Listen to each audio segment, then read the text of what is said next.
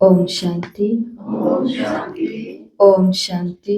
ओम शांति। ओम शांति। ओम शांति।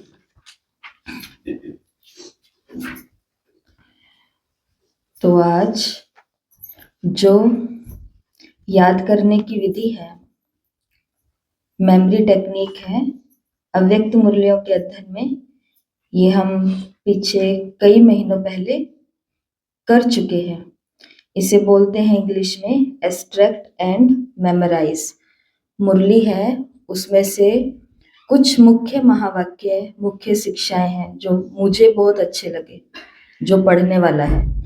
तो वो मैं उसको पढ़ती हूँ, उसको वहां से निकालती हूँ, उसे बोलते हैं एक्सट्रैक्ट। वहां से उस चीज जो पढ़ी हुई है उसको निकालना, मेमोराइज, फिर उसको क्या करना, याद करना। तो आज जो मुरली है 17 नवंबर 2025 की साकार मुरली।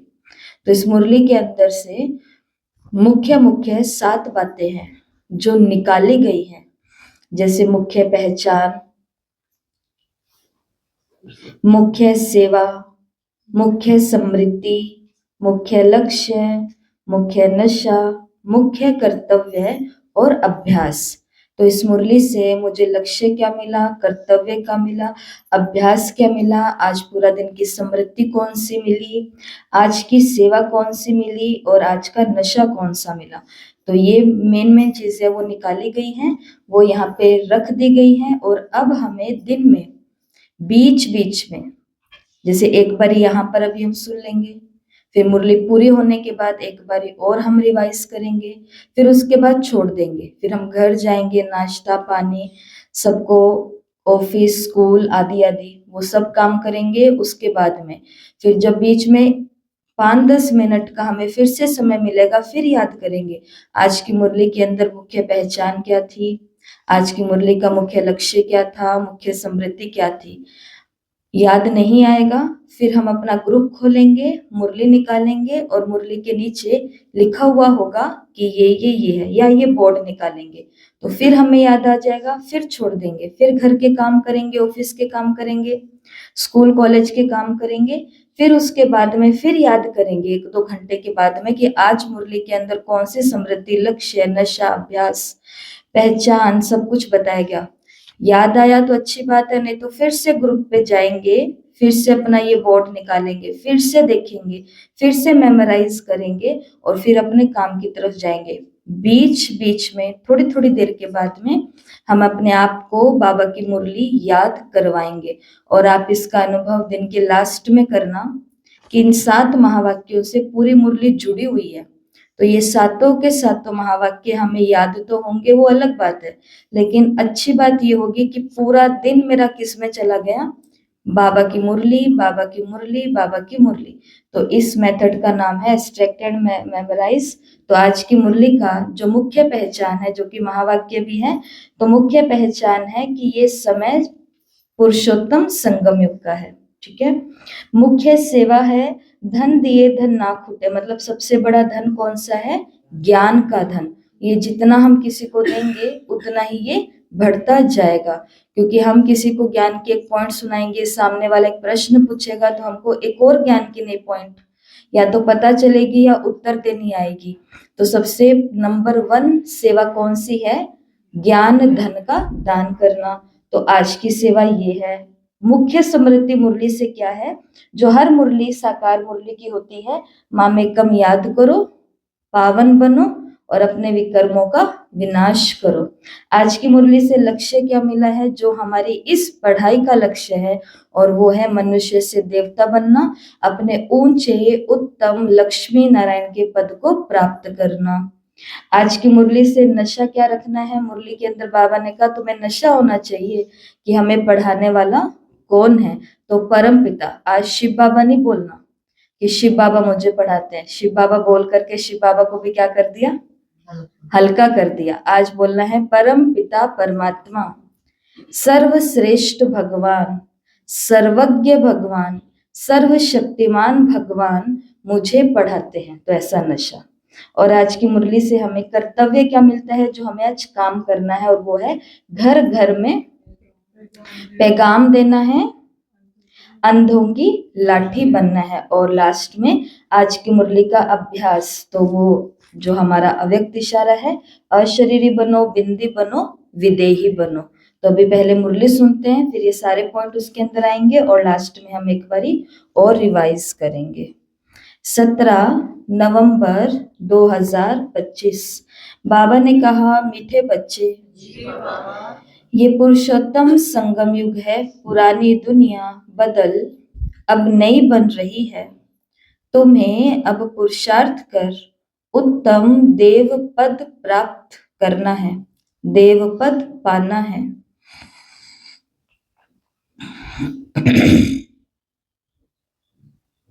पुरुषोत्तम संगम युग है, पुरानी दुनिया बदल नई बन रही है।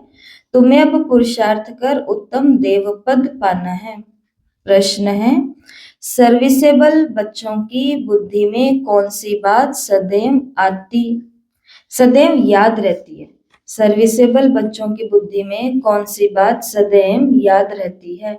उत्तर, उन्हें याद रहता कि धन दिए धन ना खुटे, इसलिए वो रात दिन नींद का भी त्याग कर ज्ञान धन का दान करते रहते हैं, थकते नहीं हैं।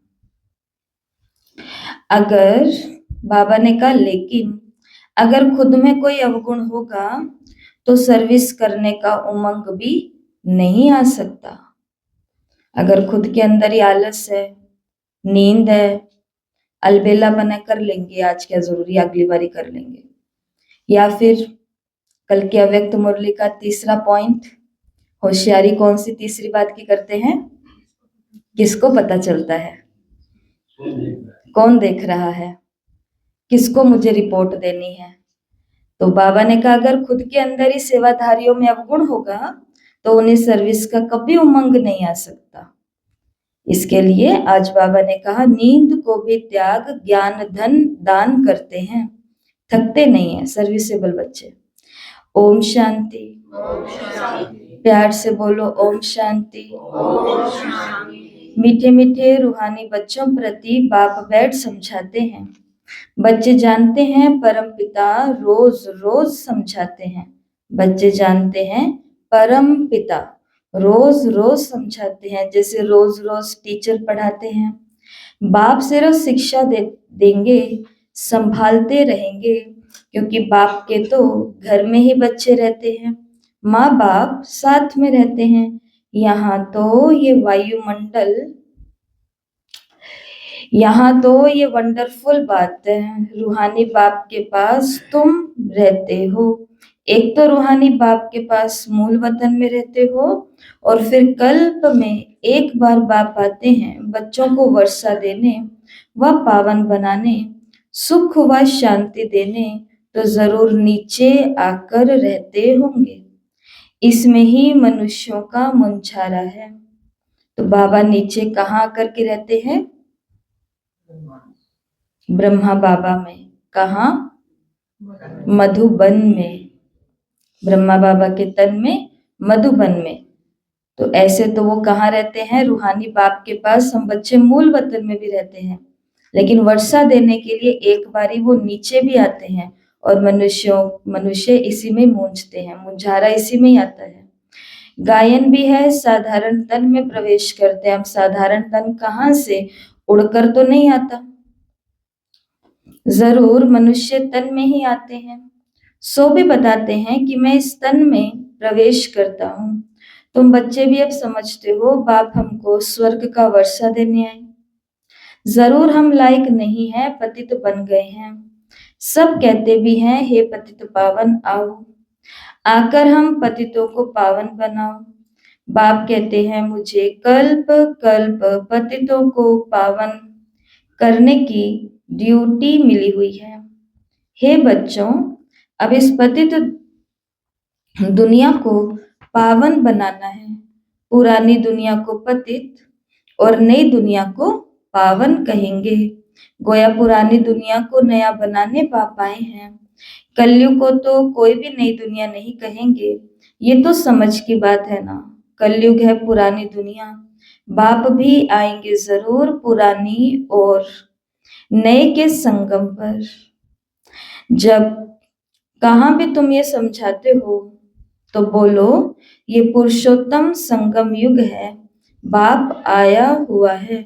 सारी दुनिया में कोई भी मनुष्य नहीं जिसको पता हो ये पुरुषोत्तम संगम युग है। और शास्त्रों में भी इस युग का यादगार है, बहुत अच्छा यादगार है।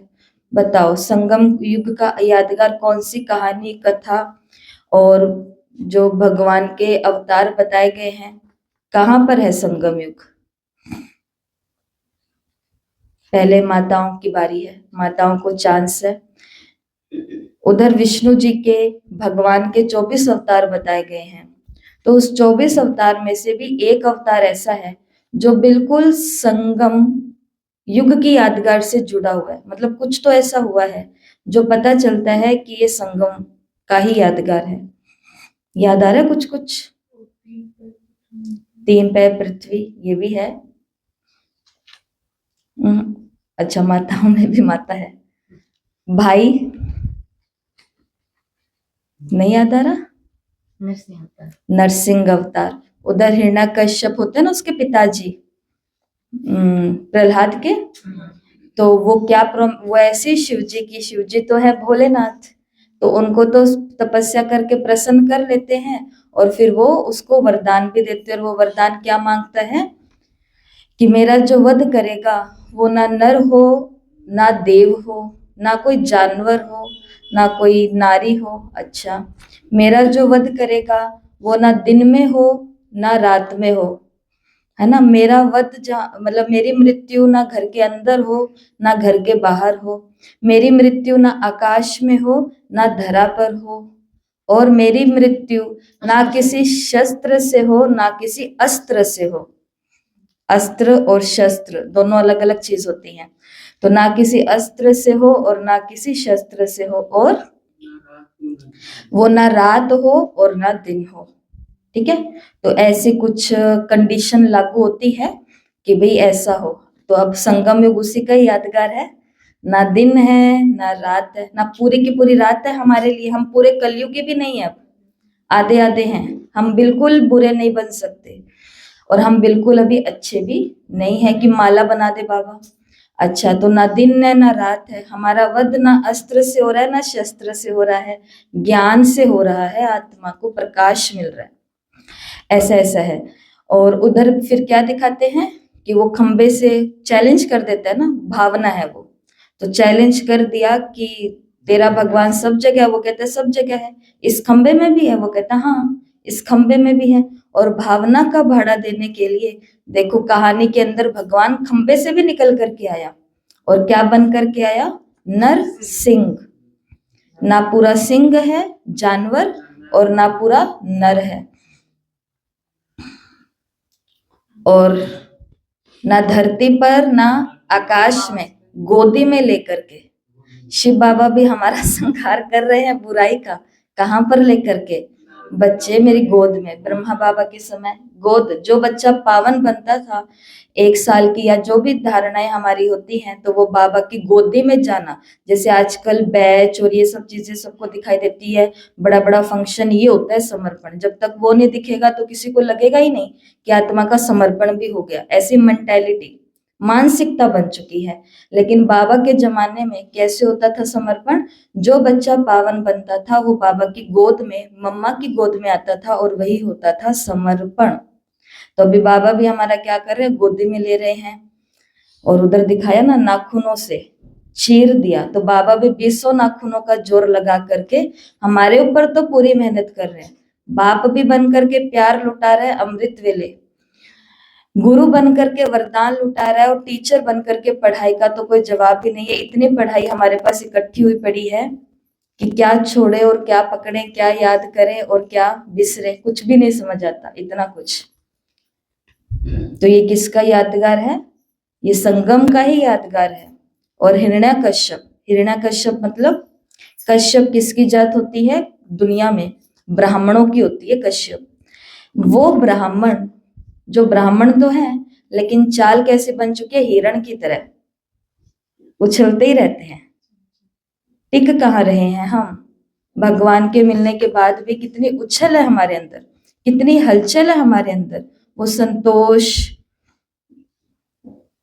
वो दातापन, वो अभी तक आया कहाँ है। तो हिरण तो कश्यप हैं, परंतु चलन अभी कैसी है, हिरण के जैसी, उनको गोदी में लेकर के सेट कर रहा है वो अभी। और क्रोध शांत नहीं हो रहा था, उसका क्रोध शांत नहीं हो रहा था, मगर जो ही प्रहलाद पास में आए तो उसको चाटने लगे और तब उसके बाप को छुड़ा। इतना मतलब भगवान के बच्चे को तंग किया, तो इतना उनको गुस्सा आ रहा था, इतना गुस्सा आ रहा था उस अवतार को कि बस जैसे कि सबको ही खा जाओ। देवता भी हिलने लग गए थे, कहानी में दिखाते हैं ना, हम सभी ने देखा है। और फिर बाद में प्रहलाद बच्चा भगत पास में आता है 5 साल का, और फिर उसको चाटने लगते हैं, तब जाकर के क्रोध शांत होता है। ये बात हमने क्यों की? क्योंकि आज की मुख्य पहचान हमें यही मिली है कि ये समय कौन सा चल रहा है, संगम युग का। क्रोध यहाँ पर धर्मराज, धर्मराज, भगवान को क्रोध आता है। तो बाबा ने कहा मुख्य बात है ही संगम युग की। तो पॉइंट्स भी बहुत जरूरी है, जो बात और कोई नहीं जानते वो समझानी पड़े ना, इसलिए बाबा ने कहा था ये जरूर लिखना है कि अब पुरुषोत्तम संगम युग है, नए युग अर्थात सतयुग के चित्र भी हैं। मनुष्य कैसे समझें कि लक्ष्मी नारायण सतयुगी नई दुनिया के मालिक हैं, उनके ऊपर अक्षर जरूर लिखना चाहिए पुरुषोत्तम संगम युग, ये जरूर लिखना है क्योंकि यही मुख्य बात है। मनुष्य समझते हैं कलयुग के अभी बहुत वर्ष पड़े, बिल्कुल ही घोर अंधियारे में है, तो समझाना पड़े कि नई दुनिया के मालिक ये लक्ष्मी नारायण है और ये है पूरी निशानी।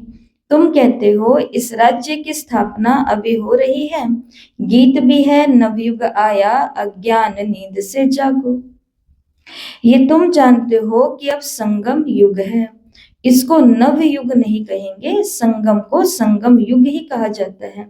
यह है पुरुषोत्तम संगम युग, जबकि पुरानी दुनिया खत्म हो और नई दुनिया स्थापन होती है। मनुष्य से देवता बन रहे हैं, राजयोग सीख रहे हैं। देवताओं में भी उत्तम पद है इन लक्ष्मी नारायण का, ये भी है तो मनुष्य, इनमें दैवी गुण है, इसलिए देवी देवता कहा जाता है। सबसे उत्तम गुण है पवित्रता का, तब तो मनुष्य देवताओं के आगे जाकर के माथा टेकते। तो ये सब पॉइंट बुद्धि में धारण उनको होगी जो सर्विस करते रहेंगे। कहा जाता है धन दिए धन ना खुटे, बहुत समझाने मिलती रहती है। नॉलेज तो बहुत सहज है, परंतु कोई में धारणा अच्छी होती, कोई में नहीं होती। जिनमें अवगुण है वो सेंटर को नहीं संभाल सकती हैं। तो बाप बच्चों को समझाते हैं प्रदर्शनी में भी सीधे सीधे अक्षर देने चाहिए। पुरुषोत्तम संगम युग तो मुख्य समझाना चाहिए। इस संगम पर आदि सनातन देवी देवता धर्म की स्थापना हो रही है। जब ये धर्म था तो और कोई धर्म नहीं था। ये जो महाभारत लड़ाई लगी है उनकी भी ड्रामा में नोंद है। ये अभी निकले हैं, आगे थोड़ी थे। क्या निकले अभी? महाभारत लड़ाई के लिए क्या क्या चीजें आज हमारे पास? बॉम्ब्स है, मिसाइल है, न्यूक्लियर वेपन्स है, ऐसे शस्त्र बन चुके हैं। तो बाबा ने कहा ये क्या है? तो ये सभी हैं जो अभी निकले हैं, 100 वर्ष के अंदर सब खलास हो जाते हैं। संगम युग को कम से कम 100 वर्ष तो चाहिए ना, सारी नई दुनिया बननी है। न्यू दिल्ली बनाने में कितना वर्ष लगा? तुम समझते हो भारत में ही नई दुनिया होती है, फिर पुरानी दुनिया खलास हो जाएंगी। कुछ तो रहती है ना, प्रलय तो होती नहीं। ये सब बातें बुद्धि में है। अभी है संगम युग। बारी बारी आज बाबा कहाँ लेके आ रहे? कांटे पर, कि अभी क्या है? संगम युग है। नई दुनिया में जरूर ये देवी देवता थे, फिर यही होंगे। ये है राज योग की पढ़ाई। अगर कोई डिटेल में नहीं समझा सकते तो सिर्फ एक बात बोलो, परम पिता परमात्मा जो सबका बाप है, उनको तो सब याद करते हैं।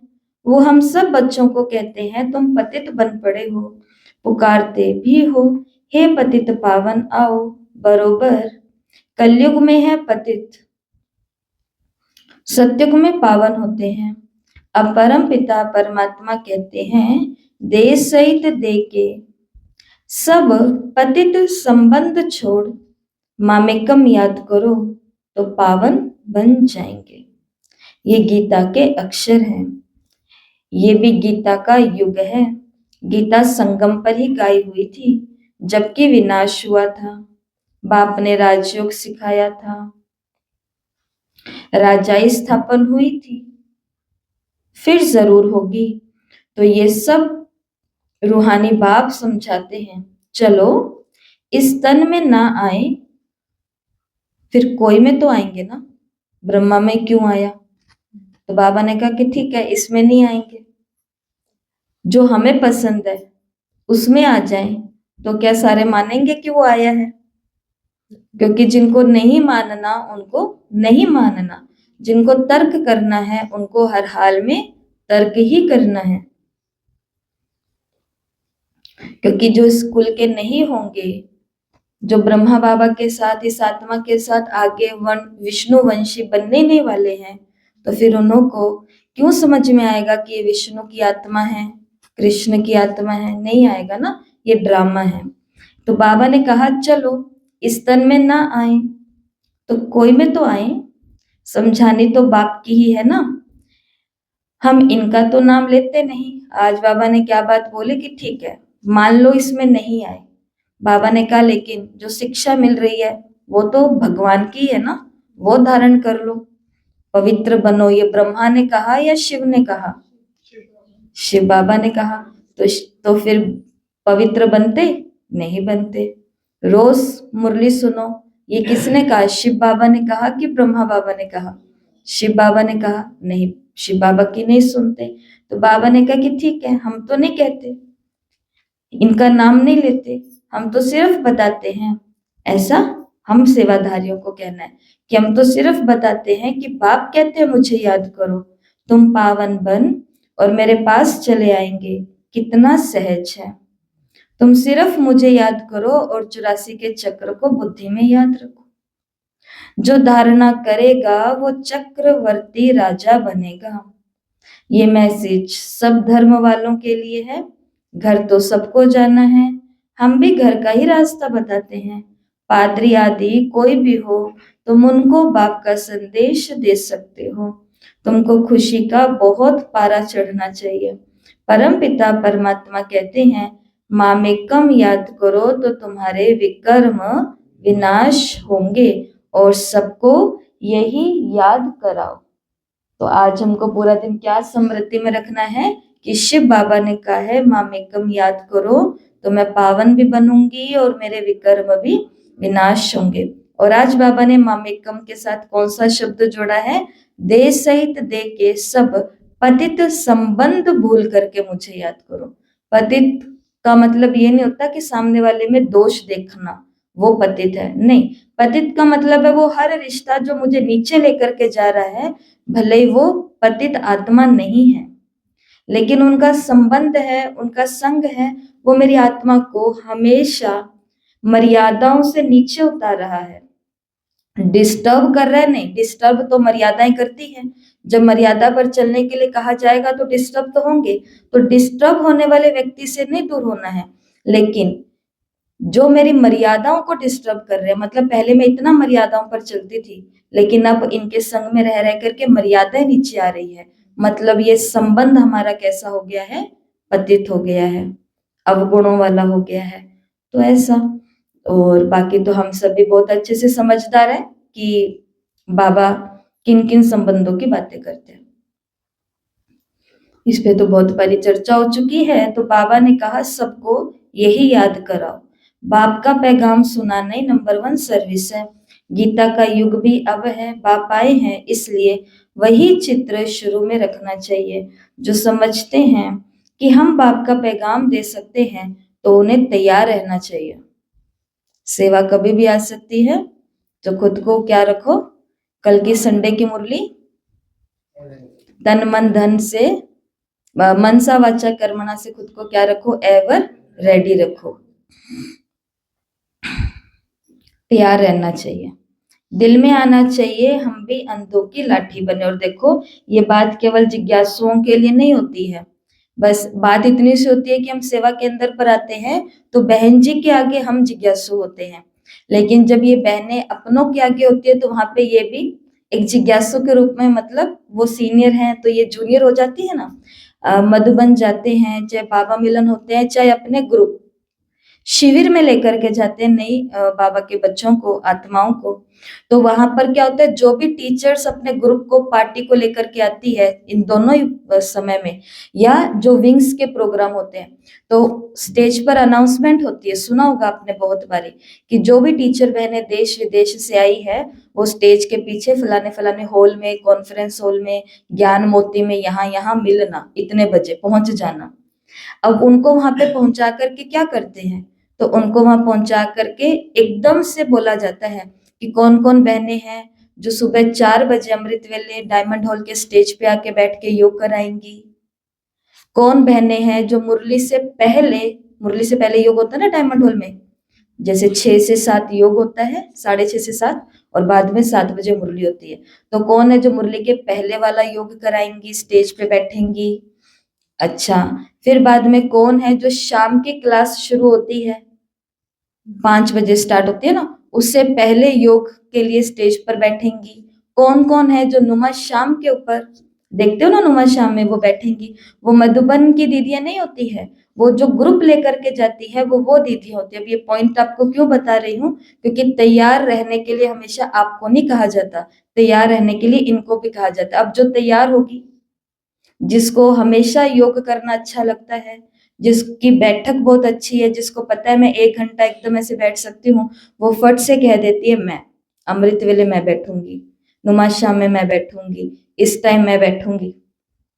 या जैसे अभी हम गए थे शिविर में तो एकदम से अनाउंसमेंट हुआ था, कौन है टीचर जो बच्चों के ये प्रोग्राम दूसरे साइड में चलेंगे और वहां पर आकर के उनको ये कराएंगी। तो जिन्होंने हाथ ऊपर किया वो चली गई, और जिन्होंने नहीं किया तो फिर वो अपने और कार्य में बिजी होते हैं। तो ये बात हम सभी के लिए होती है, जो बाबा ने कहा कि जो समझते हैं कि हम बाप का पैगाम दे सकते हैं तो उन्हें तैयार रहना चाहिए, दिल में आना चाहिए कि हम अंधों की लाठी बने। ये पैगाम तो कोई भी दे सकते हो, बीके का नाम सुन करके ही डरते हैं, बीके का नाम सुन करके डर जाते हैं। शहर में तो बोलते नहीं है, अपने में समा लेते हैं, पीछे पीछे कुछ कुछ करते रहते हैं। बाकी जो बहुत साधारण जैसे गांव के इलाके होते हैं वहां पे तो बोल देते हैं कि धोड़ा गाबा ले आई है, धोड़ा साड़िया ले आई है, ऐसे बोल देते हैं, डर जाते हैं। तो बहुत जगह ऐसा होता है, लेकिन जब वो धोड़ी साड़ी के सामने, व्हाइट साड़ी के सामने आते हैं, बैठते हैं, रुकते हैं, सुनते हैं, पालना लेते हैं, तो फिर वही होते हैं जो सबको उनके पास लेकर के भी आते हैं। बीके का नाम सुन करके डरते हैं, बोलो हम तो सिर्फ बाप का पैगाम देते हैं। परम पिता परमात्मा कहते मुझे याद करो, बस हम किसी की गलानी नहीं करते। बाप कहते हैं मामेकम याद करो, ऊंचते ऊंच पति तो पावन मैं हूं। मुझे याद करने से तुम्हारे विकर्म विनाश होंगे, ये नोट करो। ये नोट करने को बाबा ने कहा है, तभी यहाँ नोट किया गया है कि मामेकम याद करो। ये बहुत काम की चीज है। हाथ पर व बाहां पर अक्षर लिखाते हैं ना, ये भी लिख दो। इतना सिर्फ बताया तो भी रहम दिल कल्याणकारी बने। अपने से प्रण करना चाहिए, सर्विस जरूर करनी है, फिर आदत पड़ जाएगी।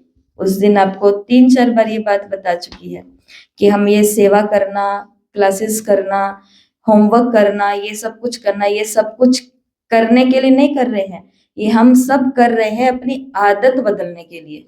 क्योंकि एक बारी अगर होमवर्क की आदत लग गई तो हमें टाइम वेस्ट करने का मन नहीं करेगा, हम आदत से मजबूर हो जाएंगे। एक बारी हमें कुछ लिखने की आदत पड़ गई तो हम मजबूर हो जाएंगे, हमें वो लिखना ही पड़ेगा। अब वो नहीं करेंगे तो हमें अटपटा सा लगेगा। तो हम ये सारे काम कर रहे हैं किसी को दिखाने के लिए, खुश करने के लिए नहीं, अपनी आदतों पर काम करने के लिए। बाबा ने कहा सर्विस जरूर करनी है, और सर्विस करते करते किसकी आदत पड़ जाती है, सर्विस करने की। फिर सर्विस, अब चिल्ड्रंस डे 14 तारीख को था, पर कुछ तो करना था, तो फिर वो कल कर लिया। आदत पड़ गई है तो आदत पड़ गई है, जानबूझ के भी कोई दिन ले लो और उस पे जानबूझ के भी सेवा कर दो। यहाँ भी तुम सभी को समझा सकते हो, चित्र दे सकते हो। ये है पैगाम देने की चीज, लाखों बन जाएंगे। घर घर में जाकर पैगाम देना है, पैसा कोई दे या नहीं दे बोलो, बाप तो है ही गरीब निवास, हमारा फर्ज है घर घर में पैगाम देना। ये बाप दादा, इनसे ये वर्षा मिलता है, 84 जन्म लेंगे, इनका ये है अंतिम जन्म। कल कोई बहुत दूर से आए, उनके पास जो दीदी आती है वो और भी दूर से आती है। पहली बार ही वो तो किसी ब्रह्मा कुमारी के पास पहुंचे, परंतु वो बता रहे थे कि हमारे भी इस स्थान पर आई और इतनी दूर से आई, वो भी ऐसे बता रहे थे। और कैसे? अपनी गाड़ी के द्वारा, जैसे कई सारी दीदियां तो अपनी गाड़ी के द्वारा रोज उस जगह पर जाती थी और उनकी सेवा करती थी, जैसे कोर्स कराना, प्रदर्शनियां थी। अब उन्हों को देखो ना ज्ञान याद ना कोई बात याद, क्योंकि उन्होंने तो अटेंड ही नहीं किया वो कार्यक्रम कभी भी। लेकिन उन्हों को एक बात उन्होंने बोली कि ना, मैंने उनसे पूछा आपने पहले कभी ज्ञान सुना हुआ है, तो उन्होंने बोला कि नहीं, लेकिन हमारे भी इस स्थान पर आती थी और उन्होंने एक नाम लिया कि कितनी दूर से आती थी, वो हमें पता है कि वो बहुत दूर से आती थी। मैंने कहा अच्छा, कितने साल पहले? दीदी इतने साल पहले। मैंने कहा कि अच्छा, फिर आप नहीं गए? कहते कि नहीं हम तो नहीं गए। मैंने कहा अच्छा। कहते कि ना बस ऐसे सब लोगों ने बोला था कि वो बहन जियां आ रही है ना, तो 50-50 रुपए लेकर के जाना, हम तो गए नहीं। मैंने कहा देखो, और कुछ नहीं याद रहा इनको बहन जियों का, क्या याद रहेगा? कमाल की बात है कि नहीं है? अब जो बहनें कार के ऊपर आपके गांव या शहर में जहां पर भी आप हो, तो वहां पर इतना खर्चा कर करके आ रही हैं, और बहनें तो नहीं बोल रही है कि हमें 50-50 रुपए दो, वो बहनों को किसी परिवार ने बुलाया है बेचारे गांव वालों का, शहर वालों का उद्धार करने के लिए, कि इनका कोई भला हो जाए। और अगर आगे से ये बात बोल दी कि वो बहनें इतनी दूर से आएंगी, हमें कंट्रीब्यूट करना है, इकट्ठा करके हम बहनों के लिए ये करेंगे, तो देखो उन्होंने, और ये 3-4 साल पहले की बात है और उन्होंने ज्ञान ही नहीं लिया, पर अब लेना पड़ा ना, अब लेना पड़ा। तो जो आत्मा देवकुल में आने वाली है वो आकर के रहेगी। वो शायद दीदियां, मैंने कहा आपके लिए आई थी, आप तब तो उनके पास गए नहीं, अब आपको इतना खर्चा करके यहाँ आना पड़ा है, खर्चा करके आना पड़ा ना, बहुत दूर से आए थे। मैंने कहा स्पेशल आप कहाँ से आए हो इतनी दूर से खर्चा करके? अगर हमारे पास वालों को पता चलेगा तो वो कहेंगे इतनी दूर से दीदी के पास आए आज मिलने के लिए। और मैंने कहा तब वहां पे 4 साल पहले दे देते 50 रुपए वसूल लेते ज्ञान, तो आपका क्या बिगड़ जाता? खूब हंसे हम लोग, उनको बात समझा भी दी कि बहनों की डिमांड नहीं होती है, ये अपना कर्तव्य होता है, समझना होता है कि उनकी आमदनी कहाँ से होगी, उनका खर्चा कैसे निकलेगा, मांगा नहीं जाता। बाबा ने कहा ये तो हमारा फर्ज है ना कि घर घर में पैगाम देना। तो ऐसी हंसी की बातें चलती रहती है। प्रजापिता ब्रह्मा कोई अकेला नहीं है, जरूर ब्रह्मा वंशावली भी तो सतयुग में होगी ना। ब्रह्मा सो विष्णु देवता, ब्राह्मण है छोटी, वही देवता क्षत्रिय वैश्य और शूद्र बनते हैं, कोई जरूर निकलेंगे जो तुम्हारी बातों को समझेंगे। अंडरलाइन करना, पुरुष भी सर्विस कर सकते हैं। सवेरे उठकर मनुष्य जब दुकान खोलते हैं तो कहते हैं सुबह का साईं। तुम भी सवेरे सवेरे जाकर बाप का पैगाम सुनाओ, बोलो तुम्हारा धंधा बहुत अच्छा होगा। बाबा ने कहा सुबह सुबह जो दुकान खोलते हैं ना, शटर ऊपर करते हैं, भाई उन्हों के पास जाए, कोई सामान लेने, कोई चाय पत्ती लेने चले गए, कभी कोई और सामान लेने के लिए चले गए, तो उन्हों को जाकर के बोलो कि अगर सुबह सुबह तुम ये बाबा को याद करोगे ना तो तुम्हारा बहुत अच्छा धंधा होगा। तुम साईं को याद करो, 21 जन्म का वर्षा मिलेगा। अमृत वेले का टाइम अच्छा होता है। आजकल कारखानों में माताएं भी बैठ करके काम करती है, ये बैच भी बनाना बहुत सहज है। तुम बच्चों को तो रात दिन सर्विस में लग जाना चाहिए, नींद हराम कर देनी चाहिए। बाप का परिचय मिलने से मनुष्य धन के बन जाते हैं, तुम किसी को भी पैगाम दे सकते हो। तुम्हारा ज्ञान बहुत ऊंचा है, बोलो हम तो एक बाप को याद करते हैं, क्राइस्ट की आत्मा भी उनका बच्चा थी। आत्माएं तो सब उनका बच्चे हैं। वही गॉडफादर कहते हैं कि और कोई भी देहधारियों को याद मत करो। तुम अपने को आत्मा समझ ममेकम याद करो तो भी कर्म विनाश होंगे, तुम मेरे पास आ जाएंगे। मनुष्य पुरुषार्थ करते हैं घर जाने के लिए, परंतु कोई जाता नहीं है। बाबा ने क्या देखा जाता है बच्चे अभी बहुत क्या है, बिजी है। बच्चे अभी बहुत ठंडे हैं। बाबा सेवा में क्या चाहते हैं, गर्मा गर्मी चाहते हैं, मतलब कि खून पसीना बहता रहे हमारा, मतलब सांस लेने की भी फुर्सत नहीं हो। बाबा ऐसा चाहते हैं, जोश। उनका तो जोश कहाँ पर जाता है समझ नहीं आता, बहुत ऊपर है। सबकी मम्मियां बहुत भावुक हो गई थी जाते समय, और जो बात हमारी माताएं बोलती है हर प्रोग्राम के बाद में कि बधाई हो मतलब बढ़िया हो गया, वो उन्होंने कहाँ से सीखा? क्योंकि वो तो किसी भी कार्यक्रम में नहीं आई ऐसे पहले बाबा के घर में। सभी मम्मियों ने जाते समय बोला कि दीदी बधाई हो।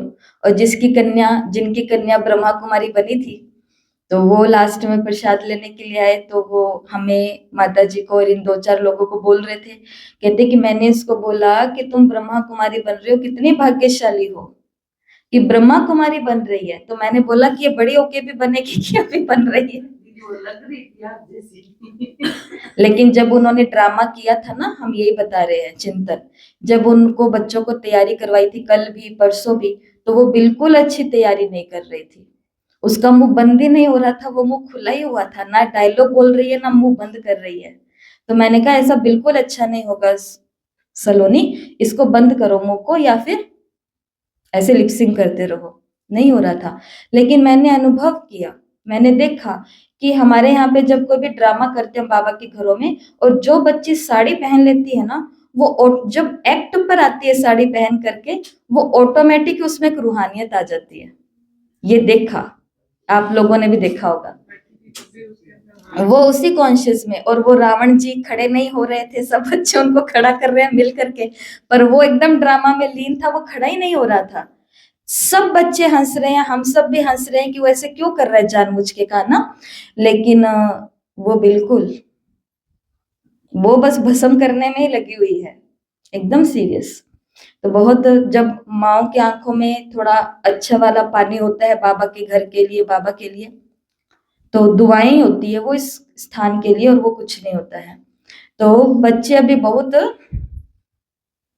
ठंडे हैं, इतनी मेहनत पहुंचती नहीं है, बहाना करते रहते हैं। बाबा ने कहा इसमें तो सब सहन करना पड़ेगा। बहाना करते कि बाबा सेवा ही नहीं है, मैं क्या करूं, उधर कोई मेरे को सुनता ही नहीं है, क्या करूं, मेरे पास कोई सहयोगी नहीं है, मैं क्या करूं, बाबा मेरे पास पैसा ही नहीं है, मैं इनके लिए खर्चा कैसे करूं। बाबा कहते ये सब क्या है, बहाने हैं, बहाने। करने वाला अकेला ही होता है, सहयोगी अपने आप बनते हैं। धर्म स्थापक को कितना सहन करना पड़ा। क्राइस्ट के लिए कहते हैं ना कि उसको क्रॉस पर चढ़ाया। तुम्हारा तो काम है सबको संदेश देना, उसके लिए युक्तियां बाबा बताते रहते हैं, कुछ सर्विस ही नहीं करते। तो बाबा समझते हैं इन्होंने कुछ धारणा ही नहीं की। बाबा कहते हैं कैसे पैगाम दो, ट्रेन में भी तुम ये पैगाम देते रहते हो। तुम जानते हो हम स्वर्ग में जाते हैं, कोई शांति धाम में तो जाएंगे ना, रास्ता तो तुम बता सकते हो। तुम ब्राह्मणों को ही जाना चाहिए, है तो बहुत, ब्राह्मणों को कहाँ तो रखेंगे ना। ब्राह्मण देवता क्षत्रिय प्रजापिता ब्रह्मा की औलाद भी जरूर होंगे। आदि में है ब्राह्मण, तुम ब्राह्मण हो ऊंचते ऊंच। वो ब्राह्मण है कुख वंशावली, ब्राह्मण तो जरूर चाहिए, नहीं तो प्रजापिता ब्रह्मा के बच्चे ब्राह्मण कहाँ गए। ब्राह्मणों को तुम बैठ समझाओ तो वो झट समझ जाएंगे। बोलो तुम भी ब्राह्मण हो और हम भी अपने को ब्राह्मण कहलाते हैं। अब तुम बताओ तुम्हारा धर्म स्थापन करने वाला कौन है। ब्रह्मा के सिवाय वो कोई का नाम नहीं लेंगे, तुम ट्रायल करके देखो। ब्राह्मणों के भी बहुत बड़े बड़े कुल होते हैं, पुजारी ब्राह्मण तो ढेर है। अजमेर में ढेर बच्चे जाते हैं, कभी कोई ने समाचार ही नहीं दिया कि ब्राह्मणों से मिले। उनसे पूछा, तुम्हारा धर्म स्थापन किसने किया? ब्राह्मण धर्म किसने स्थापन किया? कौन है? तुमको तो मालूम है सच्चे ब्राह्मण कौन है? तुम बच्चे बहुतों का कल्याण कर सकते हो।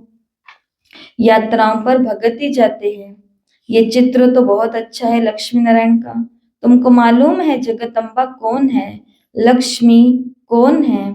ऐसे ऐसे तुम नौकरों, भीलनियों आदि को भी समझा सकते हो। तुम्हारे बिगर तो कोई है नहीं। देखो बाबा ने क्या बोला, तुम्हारे बिगर तो है नहीं जो उन्हों को सुनाए। साधारण से साधारण और ऊंचे से ऊंचे को बाबा ने कहा तुमको ही समझाना है ना, बहुत रहम दिल बनना है। बोलो तुम भी पावन बन पावन दुनिया में जा सकते हो। अपने को आत्मा समझो, शिव बाबा को याद करो। शौक बहुत होना चाहिए किसी को रास्ता बताने का।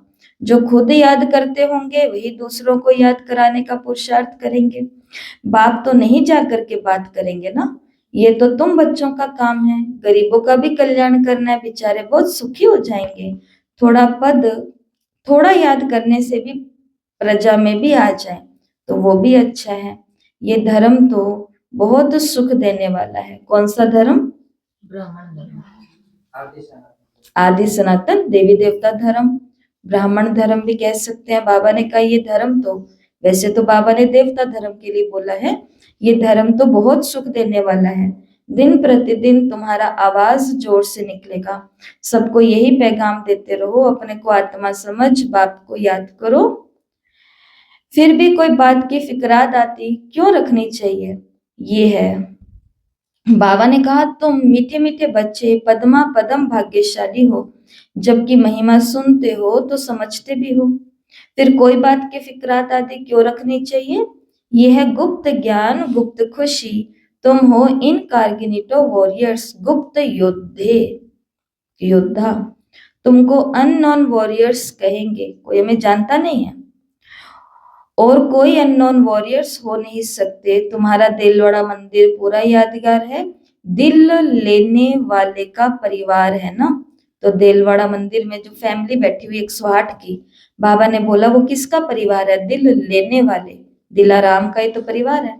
महावीर, महावीरनी और उनकी औलाद, ये पूरा पूरा तीर्थ है, काशी से भी ऊंच जगह हुई है।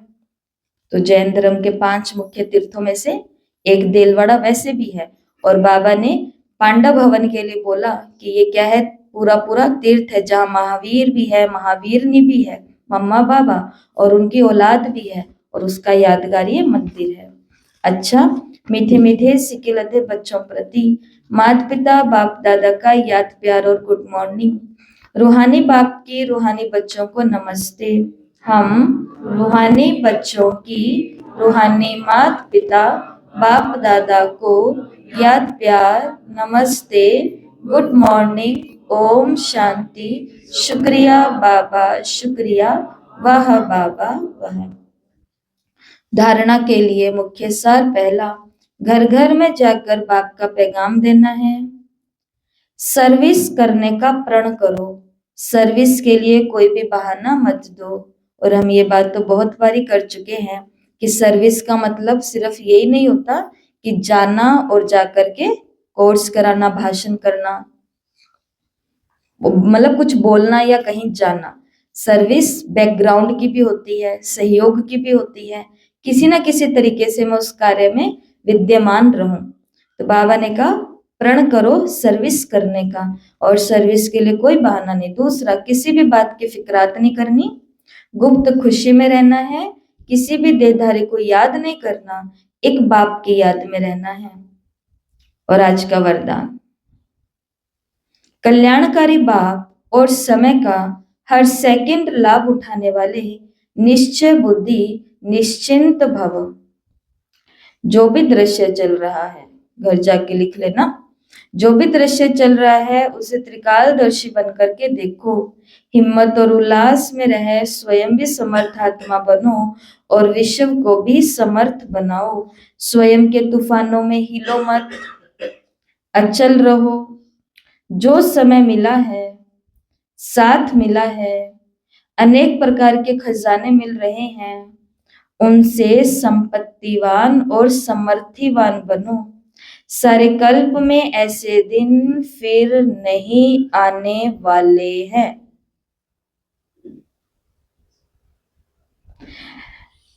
तो जो समय मिला, जो साथ मिला और जो खजाने मिले, सब कुछ मिला, बाबा ने कहा इनसे क्या बन जाओ, संपत्तिवान बन जाओ और समृद्धिवान बन जाओ। सारे कल्प में ऐसे दिन फिर नहीं आने वाले, इसलिए अपनी सब चिंताएं बाप को देकर निश्चय बुद्धि बन सदा निश्चिंत रहो। कल्याणकारी बाप और समय का हर सेकंड लाभ उठाओ। अपनी चिंताएं फिक्रें चलती रहेंगी, क्योंकि अपने खुद के भी हिसाब किताब है। अब उसको लेकर के बैठ गए तो कैसे हम विश्व को समर्थ बनाएंगे? इसलिए बाबा ने कहा कल्याणकारी स्लोगन, बाप के संग का रंग लगाओ तो बुराइयां स्वतः समाप्त हो जाएंगी। बाप के संग का रंग लगाओ तो बुराइयां स्वतः ही समाप्त हो जाएंगी। और आज के अव्यक्त इशारे हैं, विदेही बनने की विधि है बिंदी बनना। अशरीरी बनते हो, कर्मातीत बनते हो, सबकी विधि बिंदी है। इसलिए बाप दादा कहते हैं, अमृत वेले बाप दादा से मिलन मनाते, रुरिहान करते, फिर जब कार्य में आते हो तो पहले 3 बिंदियों का तिलक मस्तक पर लगाओ और चेक करो कि किसी भी कारण से यह समृद्धि का तिलक मिट तो नहीं जाता। अविनाशी अमिट तिलक रहे। तो ऐसे भक्ति में होता है ना कि सुबह सुबह अमृत वेला, हमने लौकिक में देखा था कि किसी के घर हम गए थे तो वहां पर ज्ञान से पहले तो वो भक्ति के अंदर भी सुबह अमृत वेले उठते थे और अपना नहा धो के पूजा पाठ इतनी ठंड के अंदर, मतलब ऐसे में भी, और तिलक विलक सब कुछ करके, तो उधर भक्ति में भी तो अपना तिलक और सब अपने अपनी विधि से करते हैं ना। तो बाबा ने कहा तुम भी अमृत वेले करते ही कर्म में आने से पहले क्या लगा लो, 3 बिंदी का तिलक लगा लो और देखो पूरे दिन में कि ये तिलक अविनाशी और अमिट रहे, समृद्धि का तिलक मिटे नहीं। आज का स्वमान बोलो, स्थिति बोलो, मुख्य वाक्य बोलो, जो सभी को कम से कम 21 बारी लिखना है और अपने अंदर डालना है, वो महावाक्य है, सारे कल्प में ऐसे दिन फिर नहीं आने वाले। यही है, सारे कल्प में ऐसे दिन फिर नहीं आने वाले। इसे कितनी बारी लिखना है? कम से कम 21 बार लिखना है, ठीक है। और ये मुरली है, मुख्य पहचान, मुख्य सेवा, मुख्य समृद्धि, मुख्य लक्ष्य, नशा, कर्तव्य और अभ्यास। पूरे दिन बीच बीच में इनको रिवाइज करना है। कल की मुरली सुनने से पहले आपसे ये सुना जाएगा, क्योंकि ये तो मिट जाएगा, इसकी जगह कुछ नया आ जाएगा, लेकिन आपसे पूछा जाएगा। अच्छा, ओम शांति। ओम शांति।